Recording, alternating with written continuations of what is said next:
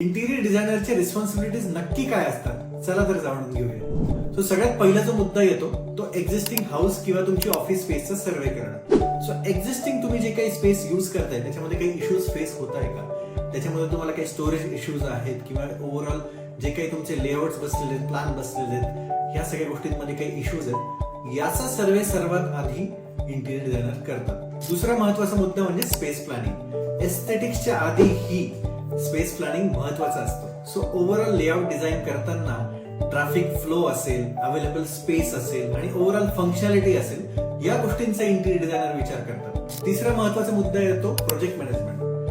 So design approve झाल्या की ते कॉन्ट्रॅक्टर्स कडून करून घेणं, वेळेत करून घेणं, दिलेल्या बजेटमध्ये करून घेणं, हा सगळ्यात मोठा प्रोजेक्ट मॅनेजमेंटचा पार्ट आहे. हे सगळे इंटिरियर डिझायनर करतात. सो चौथा महत्वाचा मुद्दा येतो मटेरियल सिलेक्शन.